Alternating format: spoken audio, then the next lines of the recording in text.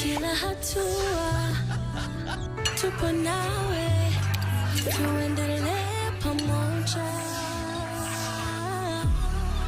tulikuwepo, tupo nawe, tutakuwepo, tuendelee pamoja, pamoja.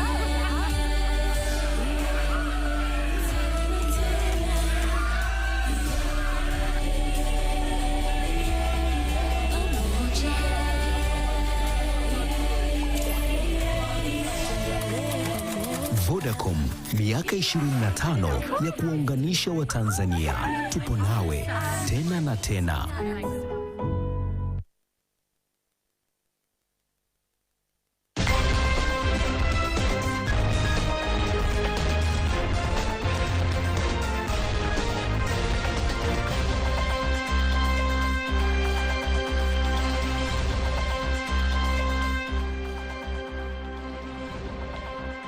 Good evening and welcome to TBC News. But first, the headlines.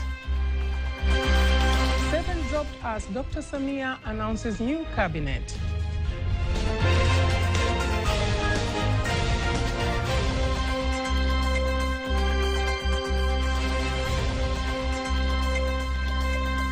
Hope and gloom as South Africa gears up to host G20. The global stage.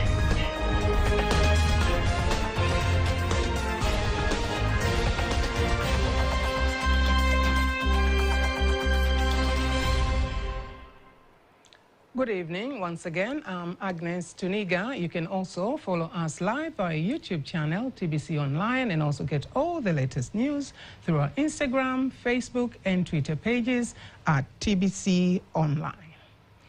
President Dr. Samia Suluhu Hassan has unveiled her new cabinet, leaving out 7 ministers who served in her previous government, marking a new beginning of her 6th phase second period government. President Samia has announced the new cabinet at Chamwino State House in Dodoma, and among the new faces introduced include Ambassador Hamis Musa Omar, who will be in charge of the Ministry of Finance. Before the appointment, Minister-designate Omar served as Tanzania's ambassador to China.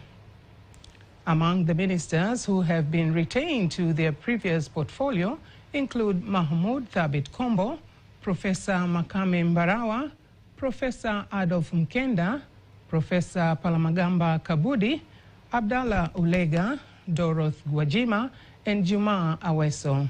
In the newly announced cabinet, President Samia Suluhu Hassan has unveiled the creation of a new Ministry of Youth that will handle youth issues and has appointed Joel Nauka to lead the ministry.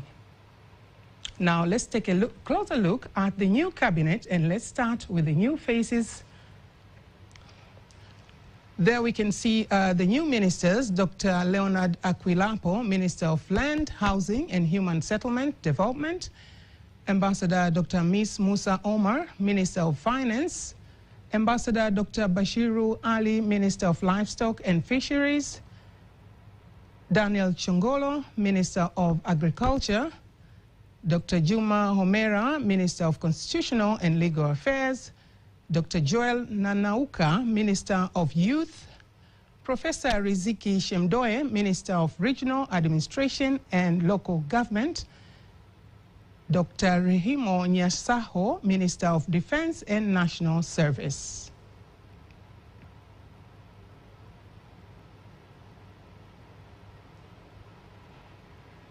And now let's take a look at those who have been promoted to full ministerial role, who include Judith Kapinga, Minister of Industry and Trade; Deo Sangu, Minister of Labor, Employment and Relations;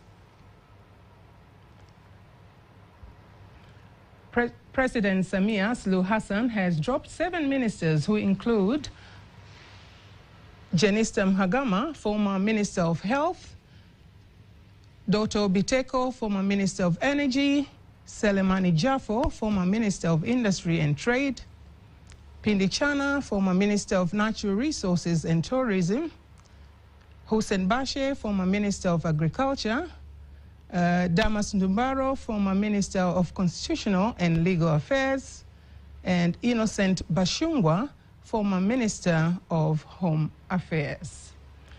The new cabinet comes at a critical time economically and politically, with various domestic and global goals at stake. To discuss more on the new cabinet, Nasa Kingo talks to economic analyst Dr. Bravios Kayosa.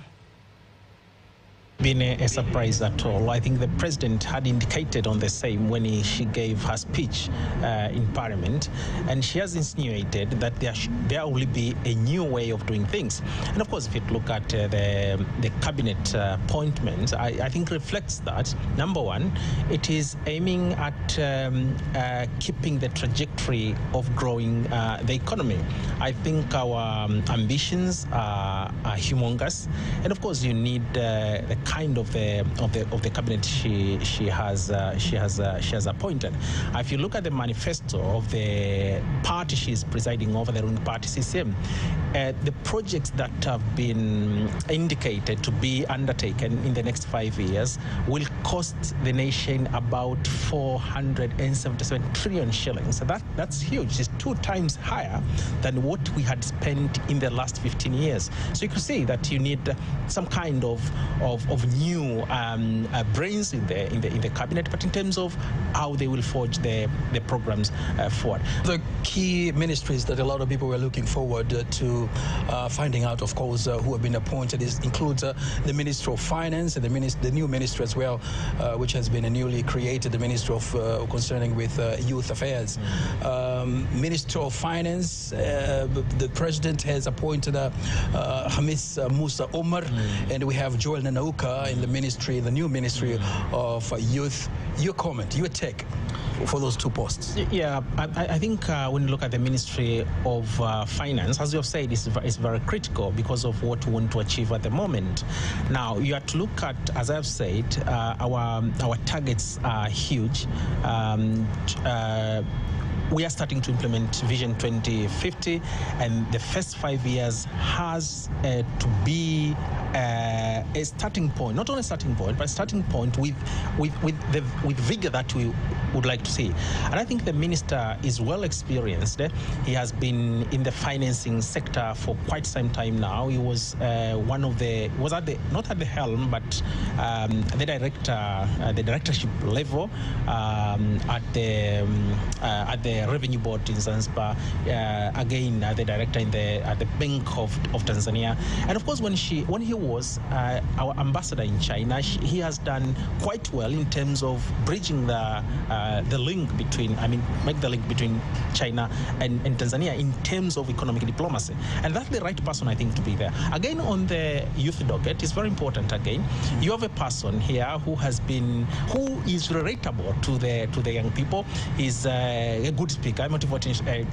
His brand, of course, is a motivational speaker, and I think he can ride on that acumen to making sure that these young people can be listened to, and I think he can do that. I think also, again, he understands how the youth affairs are, and I think the president was keen to make sure that you have someone who understands, who has lived the lives of these young people, and I think that's a perfect choice. Key 2 ministries.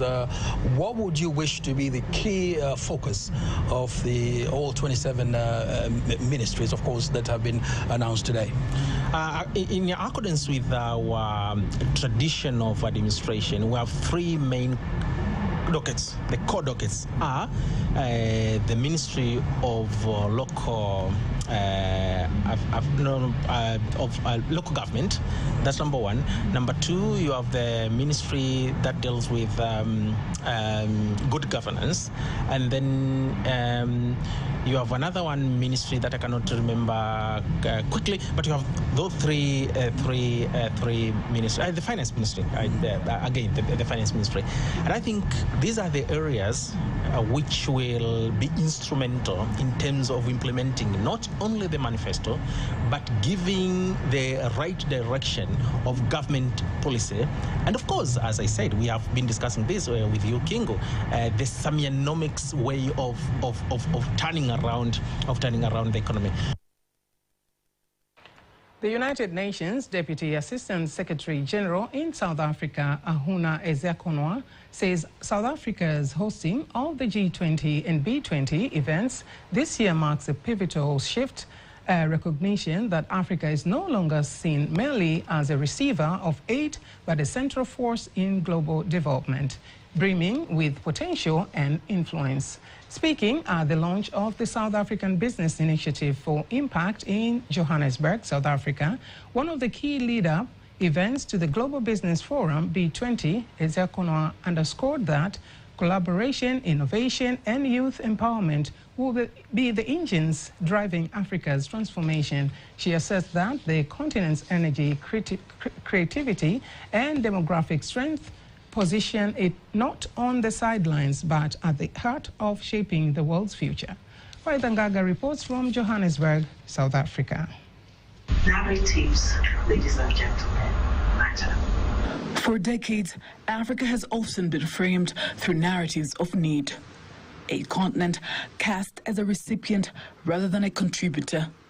But that image is steadily shifting. As South Africa prepares to welcome global leaders for the G20 and B20 gatherings, the continent's role on the world stage is shifting, no longer viewed solely through the lens of aid and dependency. Africa is increasingly being recognized as a driver of innovation, talent, and economic potential. This year's events in South Africa signal a moment of recalibration and renewed confidence in Africa's place in global decision-making. Unstoppable Africa at the global stage. You don't know how that feels when you're an African working in the UN system and being every day in a system that only sees Africa as a recipient of aid, as a destination for the world's charitable offerings, and not as an actor. With courage, with resilience, and with a lot to offer. Gabi changed all of that. And as African leaders, this is our time to ensure that we're making the right decisions. Decisions that we will remain committed to. Decisions that will outlast the summit. Decisions that will outlast the headlines and become a part of our history as we move forward. When the youth of today look back, they need to see what we stood for. As momentum builds towards B20 and G20 forums, one thing is unmistakable. Africa's global standing is undergoing a profound shift. From bold business initiatives to the unstoppable force of its youth, the continent is positioning itself not on the margins, but at the center of global innovation and collaboration. And as leaders and institutions rally behind this new direction, Africa's message to the world is clear. It is ready to lead, ready to partner, and ready to shape the future on its own terms. Waithangaga, TBC News, Johannesburg, South Africa. Lack of ethics and integrity has been identified as one of the main causes of corruption in African countries, leading to setbacks in various sectors and undermining justice. Here are more details. Speaking during the 50th conference of the African Union Advisory Board Against Corruption, the chairperson of the board, Kwame Edem Senanu, explains the main objectives of the meeting. We need to go back to the basics, which is in terms of the values that are important to us as an African community. Integrity, hard work, respect. And so we want to look at the issue of values and ethics in our tenure, together with my colleagues. We want to be able to push the AU and African member states to say, listen, let's make sure that the educational system begins to teach our young people and everyone to nurture hard work, integrity, value and respect for things, because what we are seeing as corruption is actually a lack of values. While strategies to fight corruption are being outlined, The chairperson, Kwame Adam-Senanu, insists corruption remains a major challenge across the continent. As you know, at the moment it's estimated as a $125 billion loss annually. That is staggering. It means every economy is losing about $2.23 billion. That will make a lot of roads, healthcare centers, schools. It will ensure that our children not only are educated, but they can get good jobs. And so as we reflect at this 50th milestone, the intention is to think through how do we strategize to be much better for the next 50 years to deliver the aspirations of Africans. Tanzania's host and participating member highlights the benefits of the conference and calls on every citizen to actively participate in the fight against corruption. Uganda innovative startups operating in the finance, agribusiness, technology and transport value chains have expressed their readiness to partner with Tanzania in a move aiming at accelerating regional economic development. Speaking in Dar es Salaam, James Makula, chairman of the Uganda Startup Innovation Technical Committee, insisted the collaboration will open new avenues for transforming the startup ecosystem across East Africa. Rema Sebabili has more details. A chairman of the Uganda Startup Innovation Technical Committee, James Makula, said that innovation-driven enterprises are becoming increasingly vital in shaping competitive economies, making cooperation between Uganda and Tanzania both strategic and timely. We believe there's a lot of market for products made by the Ugandan startups. As you heard during our meeting, we have a company that has data on so many agricultural products, which we believe that the Tanzanian manufacturers, the Tanzanian business community can take advantage of. We also have one you had on transport. So these and many other startups products can be of benefit to the Tanzanian economy. But fintech is the one area.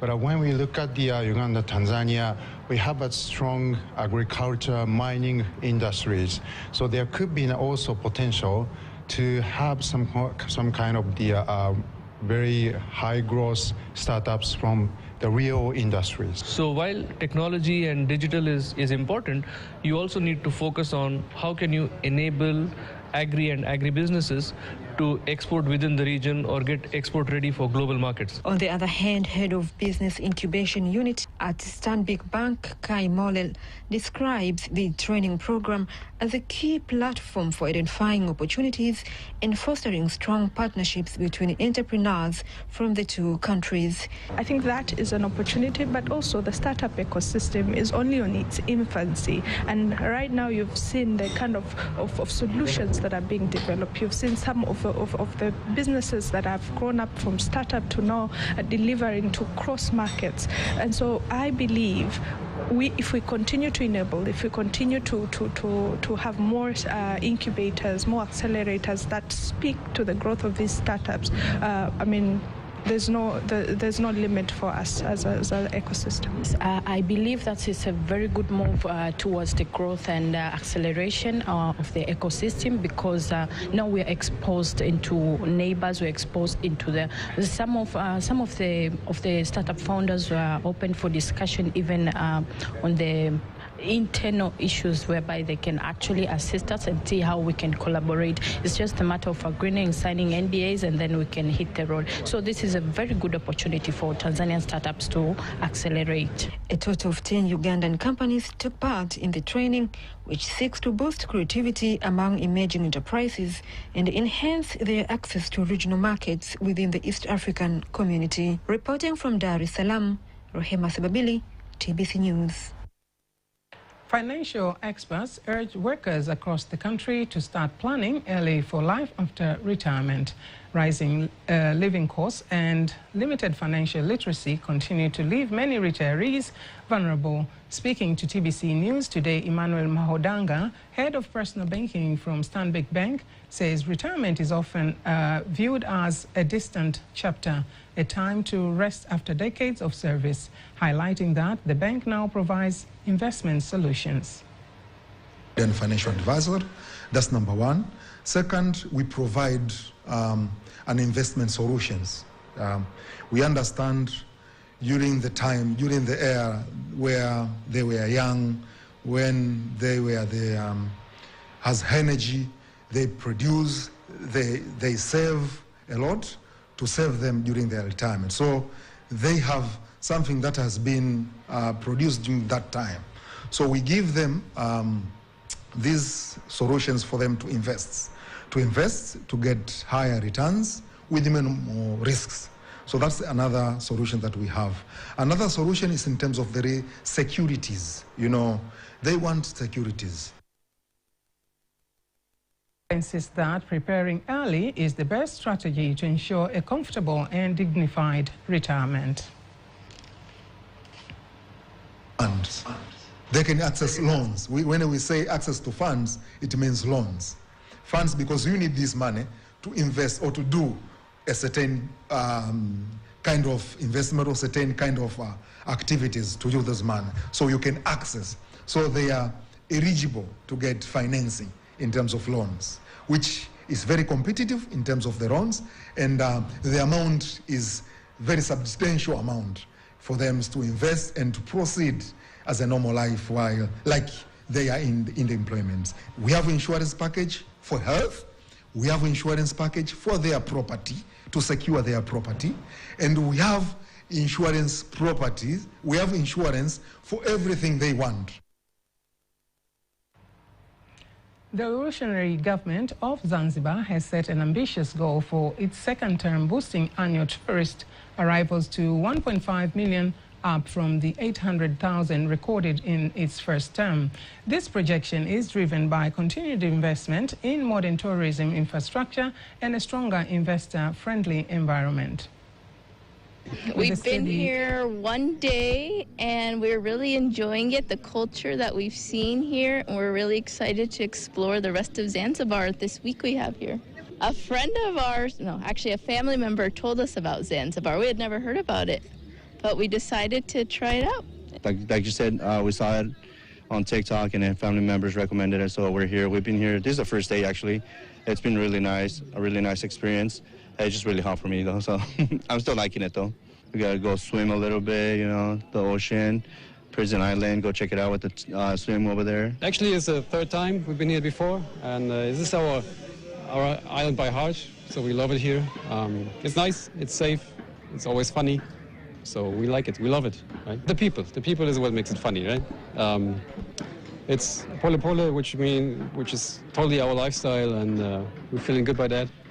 Or easygoing. First we stayed in Kiwengwa, and now we're in Nungwi, and next stop is in, I don't know how to spell it, near Pingwe. Before we wind up our local news tonight, let us now have a look at today's exchange rates according to the Bank of Tanzania, BOT.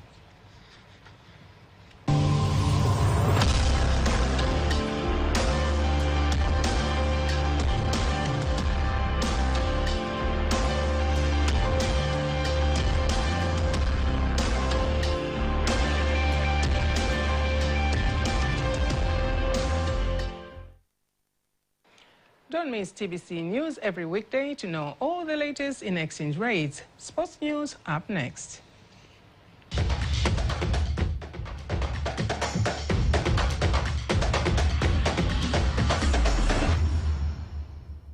In sports news, Simba Sports Club Information and Communications Manager Ahmed Ali says they will continue to use Benjamin Mkapa Stadium CAF Champions League group stage matches until the government announces the closure of the stadium. Speaking during the announcement of the ticket and jersey sales for the first match in the group stage against Petro Atletico of Angola, which will be played on Sunday, November 23rd, Ahmed Ali said they will continue to use the stadium so that many fans can participate and give support during their games. Mara wetu, nguvu yetu, All Simba fan, you are welcome at the Benjamin Mkapa Stadium. We will play against Petro Atletico. We want to win the game. We play at our home ground. We need your support. Come as much as you can to support your team. Through you, our team will qualify to the next stage. We want you to come as much as you can to support your team so as to reach our goals through you. We need to unite always together as one. Simba kupata ushindi siku hiyo. Simba Sports Club starts its campaign in CAF Champions League group stage match of the Group D against Petro Atletico of Angola, November 23rd at Benjamin Mkapa Stadium. Other match in Group D will be between Esperance of Tunisia against Stade Malien of Mali. And that is sports news. And now, before we conclude the news bulletin for tonight, let's take a look at our weather update for the next 24 hours. Kazinja, I present to you 24 hours weather forecast from Tanzania Meteorological Authority. For tonight, we expect future particular conditions, thunder shower over few areas over Kagera, Geita, and Mwanza, while the rest part of our country expect future particular condition. For tomorrow, wind flow patterns, average wind speed expected over the most part of our country, while scarcity of rainfall signal are over southern part of our country, while Lake Victoria Basin and western part, there is slight rainfall signal. For tomorrow, expect future particular conditions, thunder shower over few areas and sun period over the Lake Victoria Basin, Kigoma and Katavi. Kilimanjaro, Arusha, Tanga, Unguja and Pemba Iceland, I expect future particular condition, light rain shower over few areas and sun periods. The rest part of our country expect future particular condition and long sun period. Let's have a look for the 4 days weather forecast for some part of our country, starting from the day after tomorrow. Dar es Salaam expect future particular condition, thunder shower over few areas and sun period. Likewise, Dodoma expect future particular condition, thunder shower over few areas and sun periods. Mbeya expect future particular condition, thunder shower over few areas and sun period. Likewise, Mwanza expect future particular condition, thunder shower over few areas and sun period. Kilimanjaro, the highest maximum temperature expect to be 32 degrees Celsius. While Morogoro expect future particular condition, thunder shower over few areas and sun period. Arusha expect future particular condition, thunder shower over few areas and sun periods. Dear viewer, we thank you for watching us. Have a good time. And that marks the end of our news bulletin for tonight. Don't miss our next bulletin in Kiswahili at 11 p.m. On behalf of the whole team, I'm Agnes Tuniga. Thank you very much for watching and good night.